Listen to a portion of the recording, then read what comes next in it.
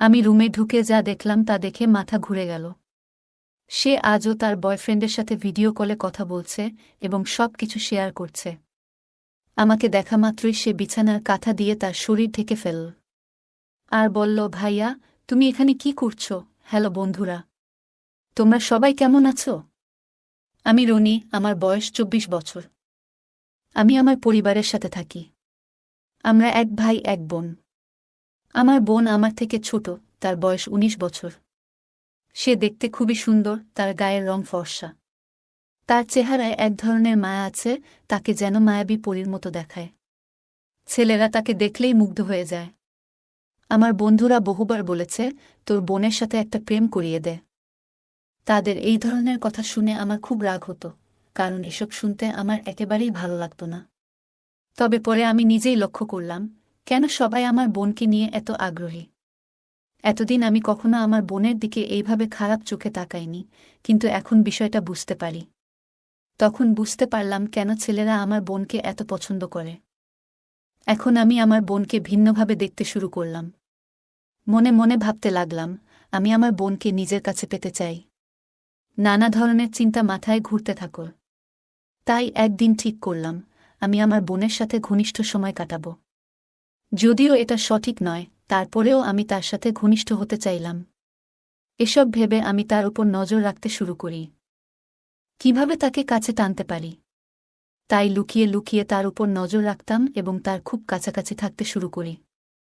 আমরা একসাথে অনেক গল্প করতাম, টিভি দেখতাম, অনেক মজা করতাম। একদিন গল্প করতে করতে আমি তাকে জিজ্ঞাসা করলাম, তোর কি কোনো বয়ফ্রেন্ড আছে? সে কিছুক্ষণ চুপ করে থেকে বলল, না ভাইয়া। তুমি কি যে বলছো? তার কথায় বুঝতে পারলাম সে সম্ভবত মিথ্যা বলছে। তাই আমি আর কিছু বললাম না। একদিন রাতে সবাই খাওয়া দাওয়া শেষে ঘুমাতে চলে গেল। আমি বিছানায় শুয়ে আমার বোনের কথা ভাবছিলাম। হঠাৎ মনে হলো, দেখি তো সে ঘুমিয়ে পড়েছে নাকি তার বয়ফ্রেন্ডের সাথে কথা বলছে। চুপি চুপি আমি তার রুমের জানালার পাশে গিয়ে দাঁড়ালাম। দেখি তার রুমের লাইট এখনো জ্বলে আছে। কিন্তু যে দৃশ্যটা দেখলাম তা আমাকে বিস্মিত করে দিল। আমি দেখতে পেলাম আমার বোন ভিডিও কলে তার বয়ফ্রেন্ডের সাথে কথা বলছে, আর সে কোনো পোশাক পরেনি। তারা একে অপরকে এইভাবে দেখছে। আমার বোন তার বয়ফ্রেন্ডকে তার সব কিছু শেয়ার করছে।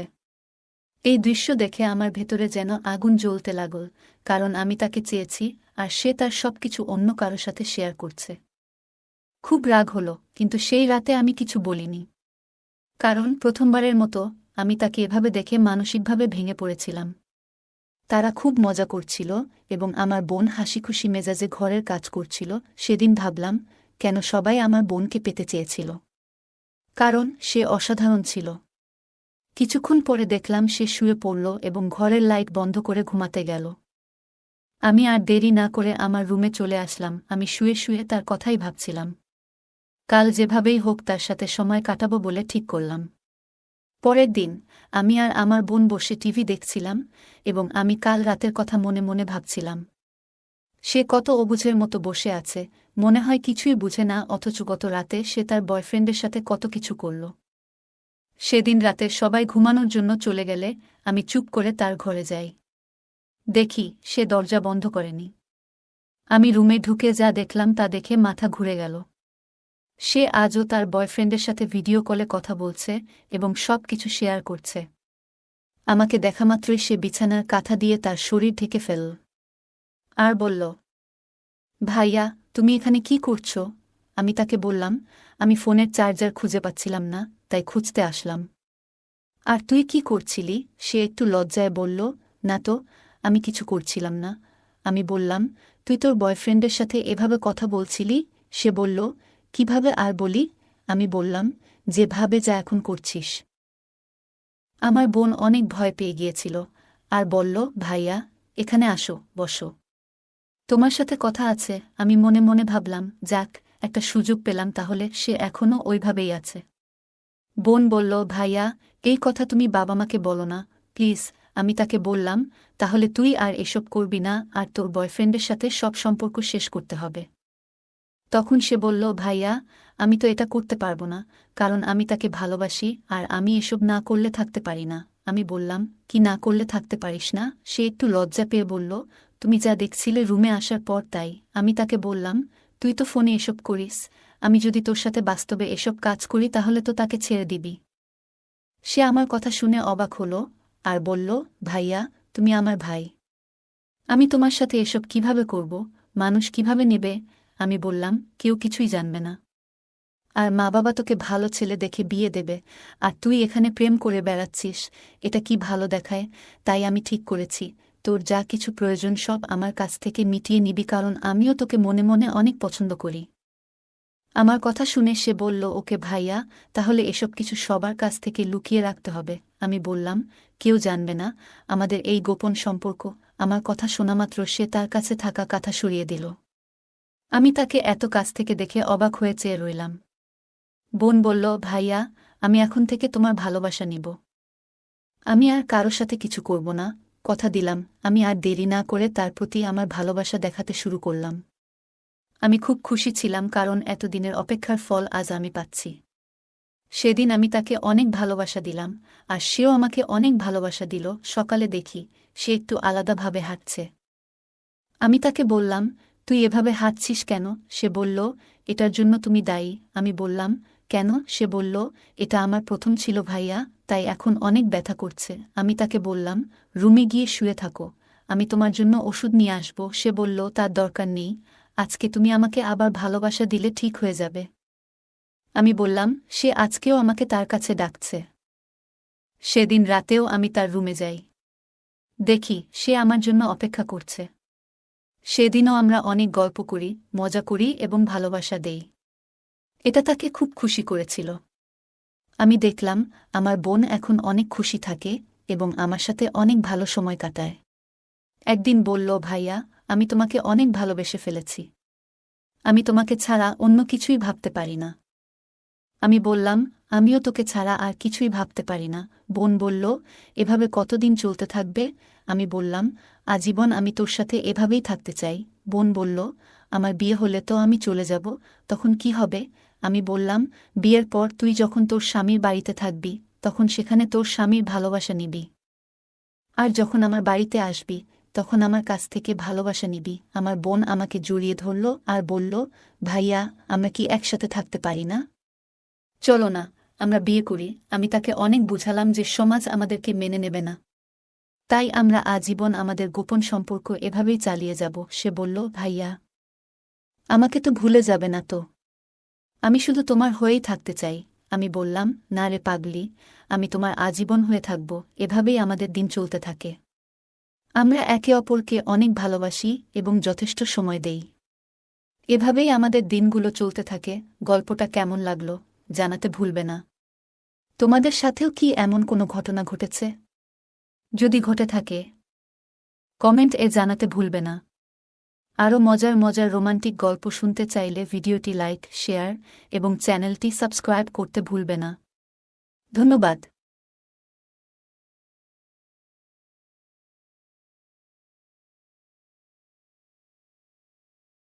চাচি তার যৌবনের দিনগুলোতেই বিধবা হয়েছিলেন। আমার বাবা মা তাকে আমাদের সঙ্গে থাকতে দিয়েছিলেন। একদিন আমি তাড়াহুড়ো করে গোসল করার জন্য তার বাথরুমে যাওয়ার সিদ্ধান্ত নিলাম। মনে হলো চাচি ঘুম থেকে উঠেই তার চুল ঠিক করছিলেন। তিনি আমাকে দেখে হাসতে হাসতে বললেন, তোমার বাথরুমে কি সমস্যা? আমিও হেসে বললাম, হ্যাঁ, তাই একটু তোমার বাথরুমে আসতে হলো। বাথরুমে ঢুকেই দেখলাম দরজার কড়া ভাঙা। আমি ভেতরে গিয়ে দরজা হালকা বন্ধ করে গোসল শুরু করলাম। গোসলের সময় চোখ পড়ল চাচির কিছু পরনের কাপড় সেখানেই পড়ে আছে। হঠাৎ মনে পড়ল, চাচি তো আমাদের সবার জন্যই কত কষ্ট করে। গোসল শেষ করে বেরিয়ে দেখি চাচি সামনে বসে আছেন, পাতলা পোশাক পরে। তাকে সেদিন খুবই সুন্দর লাগছিল। আমার চাচি বয়স বেশি ছিল না, কিন্তু তার দেহ কিছুটা ভারী হয়ে গিয়েছিল, তাই তাকে আরও বেশি সুন্দর লাগছিল। যখন বাইরে যাচ্ছিলাম তখন মনে হলো তিনি আমার নাম ধরে ডাকছেন। আমাকে তার কাছে বসিয়ে বললেন, তুমি আমাকে বন্ধু মনে করো, লজ্জার কিছু নেই। যদি তোমার কিছু প্রয়োজন হয় আমাকে জানাবে। তার কথা শুনে আমার মন যেন আনন্দ ভেসে উঠল। সেদিন রাতে আমি তার কথাগুলো মনে করতে লাগলাম। রাত 2টার সময় আমি তার রুমের দিকে পা বাড়ালাম। তাকে সেই নাইট ড্রেসে দেখে আমার মন পুরোপুরি মুগ্ধ হয়ে গেল। সে আসলেই অনেক সুন্দর ছিল। যখন আমি এসে পৌঁছালাম, চাচি বললেন, তোমার আসতে এত দেরি হলো? আমি অপেক্ষা করছিলাম তোমার জন্য। আমি মৃদু হেসে বললাম, হ্যাঁ, কিছুটা সময় লেগে গেল। চাচি বললেন, আমি জানি তুমি কি পছন্দ করো। তারপর তিনি দরজা বন্ধ করলেন এবং আমাকে বললেন, এসো, আমাদের একটু কথা বলার সময় হলো। আমরা বিছানায় বসে গল্প করতে লাগলাম। আমি বললাম, প্লিজ, আলোটা একটু বন্ধ করে দাও। চাচি আমার কাঁধে হাত রেখে হেসে বললেন, নিশ্চয়ই। তিনি পাশের ড্রয়ার থেকে কিছু নিয়ে আসলেন এবং আমরা আরাম করে বসে গল্প করতে লাগলাম। তারপর গল্পগুলো ভালো লাগলে ভিডিওটি লাইক, শেয়ার এবং চ্যানেলটি সাবস্ক্রাইব করো প্লিজ। আমার নাম অজয়, আর আমি গ্রামের ছেলে। আমার বয়স 23 বছর, আর আমাদের বাড়ি একটা ছোট্ট গ্রামে, যেখানে আবহাওয়া সবসময় সুন্দর থাকে। গ্রামের মাটি, পরিষ্কার আকাশ আর সতেজ বাতাস সবকিছুর জন্যই আমাদের শহরে যাওয়ার তেমন প্রয়োজন পড়ে না। আমাদের অনেক জমিজমা আছে, সেগুলো আমরা দেখাশোনা করি। আমার বাবার একটাই ভাই ছিলেন, আর তিনি ছিলেন খুবই ভালো মানুষ। তিনি এমন একটি মেয়েকে বিয়ে করেছিলেন, যার পোশাক আশাক এবং চলাফেরা ছিল খুবই আধুনিক। তার সৌন্দর্য ছিল মুগ্ধকর, এমনকি গ্রামের মেয়েরাও তাকে দেখে অনুপ্রাণিত হতো। চাচির সৌন্দর্য এবং ব্যক্তিত্বের জন্য সবাই তাকে পছন্দ করত। কিন্তু তার মধ্যে একটা অদ্ভুত শূন্যতা ছিল। সারাক্ষণ তিনি নিজের সৌন্দর্য নিয়ে ব্যস্ত থাকতেন এবং তার বিশ্বাস ছিল, যেহেতু ঈশ্বর তাকে এমন সৌন্দর্য দিয়েছেন, তা লুকিয়ে রাখার কোনো মানে নেই। তাই এই সৌন্দর্যে আমিও অনেক মুগ্ধ হয়ে যাই। আমি তাকে মনে মনে অনেক ভালোবাসতে থাকি। এই সৌন্দর্য দেখেই গ্রামের অনেক মেয়েও তার মতো সাজগোজ করার চেষ্টা করত। আমি চাচির সাথে গল্প করতাম, মাঝে মাঝে চাচি বিয়ের কথাও আলোচনা করতাম। যখন আমার চাচার বিয়ে হয়, তখন বিয়ের রাতে সবকিছু ঠিকঠাক করার জন্য আমি নিজে তদারকি করেছিলাম। চাচি ছিলেন আনন্দে ভরা। তবে বিয়ের 1 বছর পর ভাগ্য যেন অন্য কিছু লিখে রেখেছিল। চাচা হঠাৎ করেই আমাদের ছেড়ে চলে গেলেন, আর সেই ক্ষতি চাচির মনে গভীর শূন্যতা সৃষ্টি করল। চাচি দুঃখে ভেঙে পড়লেন, কারণ চাচার চলে যাওয়ার পর থেকে তার জীবনে কেউ রইল না। চাচির পরিবারেও তেমন কেউ ছিল না যে তাদের কাছে যাবে। আমরা সবাই মিলে সিদ্ধান্ত নিলাম যে চাচি আমাদের সাথেই থাকবেন। এজন্য আমাদের বাড়ির উপরের অংশ পরিষ্কার করে তার জন্য তৈরি করে দিলাম। আমরা সবাই মিলে চাচির পাশে থাকার চেষ্টা করলাম, যাতে তার মনে একটু হলেও শান্তি আসে। আমার চাচি আমাদের বাড়িতে থাকতে শুরু করলেন, এবং আমি নিশ্চিত করলাম তার আরামায়েশে যেন কোনো সমস্যা না হয়। আমি তার জামাকাপড় এবং অন্যান্য জিনিসপত্র গুছিয়ে দিলাম, যাতে তিনি সহজেই আমাদের সাথে থাকতে পারেন। চাচি নিজেও আমাদের সাথে থাকতে চেয়েছিলেন, কারণ আমাদের বাড়িতে থাকা তার জন্য সহজ ও স্বস্তিদায়ক ছিল। কারণ আমাদের বাড়িতে তেমন কেউ ছিল না, তার মায়ের বাড়ির অবস্থা তেমন ভালো ছিল না, তাই চাচি এখানে এসে থাকতে পেরে বেশ খুশি হলেন। এখন তিনি আমাদের বাড়ির উপরের ঘরে থাকেন, আর আমি সবসময় চেষ্টা করি তাকে হাসি খুশি রাখতে। চাচি মুখে ধীরে ধীরে হাসি ফিরতে লাগল, আর আমি ভাবতাম তার স্বামীর অনুপস্থিতিতে কিভাবে তিনি নিজেকে সামলে নিচ্ছেন। একা থাকা যে কতটা কঠিন তা আমার ভালোই জানা ছিল। তাই আমি সর্বদা চাচির মন ভালো রাখার চেষ্টা করতাম। একদিন আমি যখন গোসলের জন্য প্রস্তুতি নিচ্ছিলাম, হঠাৎ দেখি পানি ফুরিয়ে গেছে। আমাকে কাজে বেরোতে হবে, আর গোসল করাটা খুবই জরুরি ছিল। তখন ভাবলাম, চাচির ঘরের বাথরুমে নিশ্চয়ই পানি থাকবে। আমি চাচিকে সমস্যার কথা বললে তিনি বললেন, কোনো অসুবিধা নেই, তুমি আমার বাথরুমেই গোসল করে নাও। আমি তোয়ালে নিয়ে চাচির ঘরে গেলাম। চাচি বাথরুমের কড়া ভাঙা পেয়েছি, তাই আমি তাড়াতাড়ি দরজা বন্ধ করে গোসল করতে শুরু করলাম।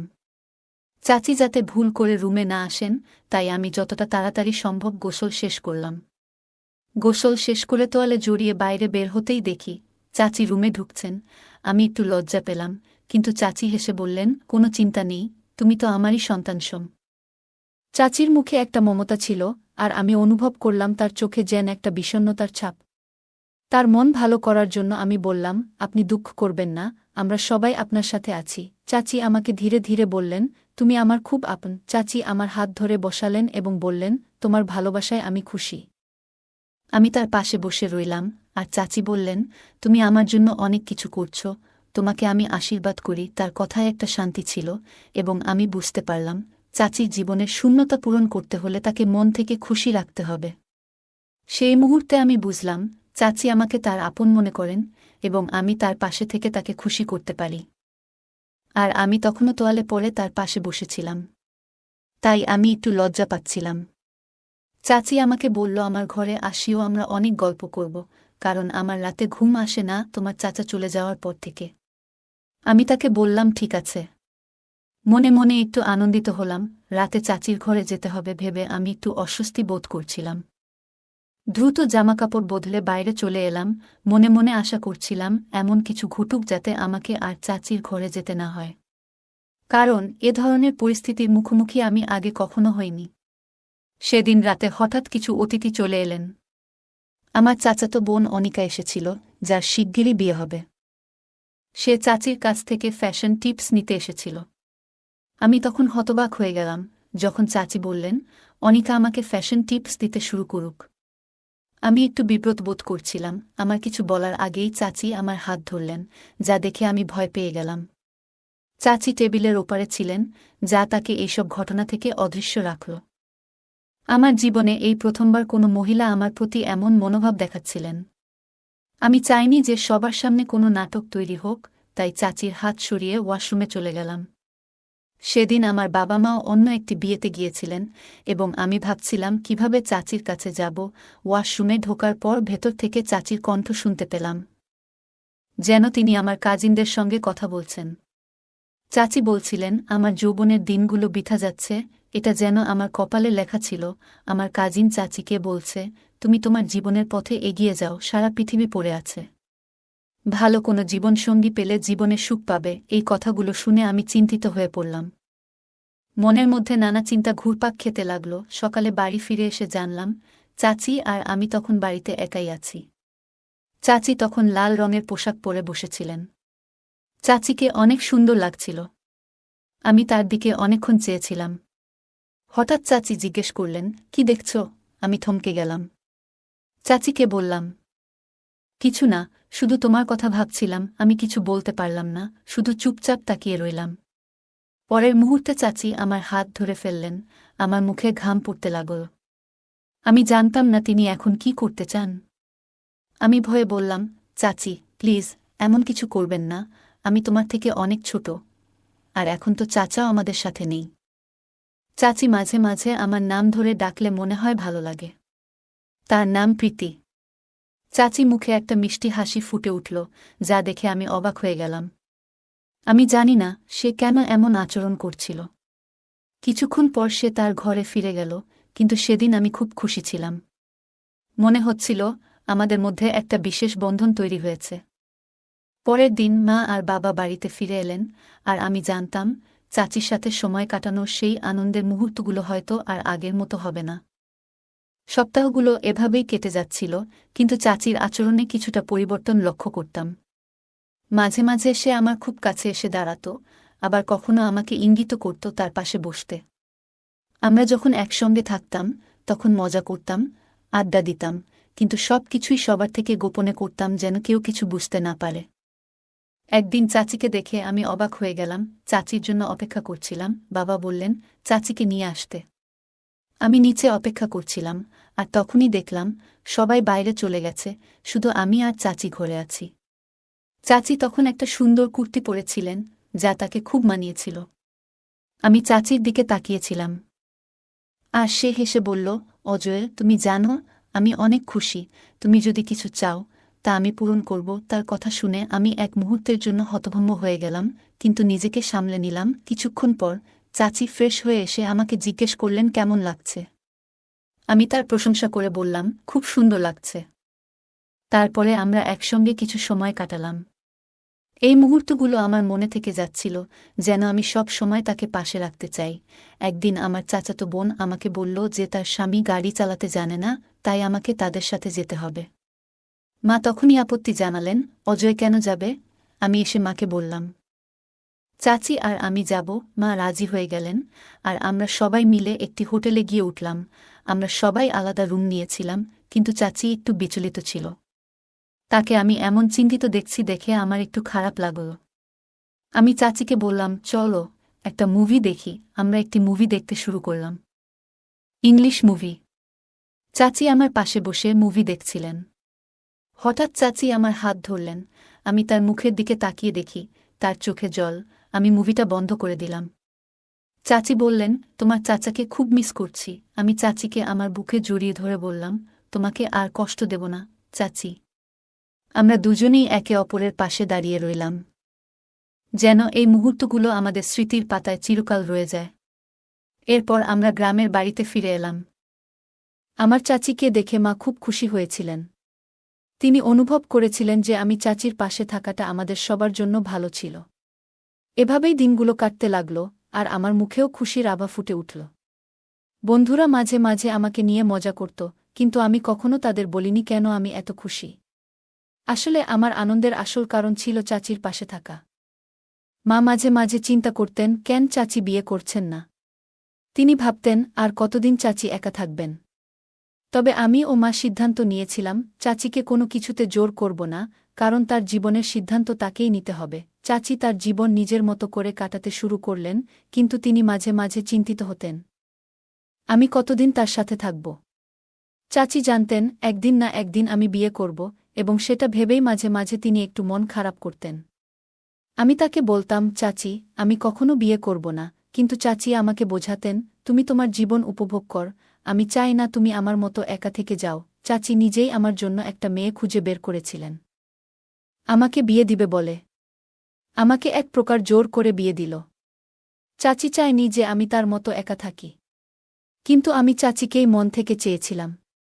চাচিও আমাকে ভালোবাসে, বাড়ির লোক মেনে নিবে না জন্যে সে কাউকে কিছু জানায়নি। বিয়ের রাত এলে আমি প্রথমে চাচির কাছে গেলাম।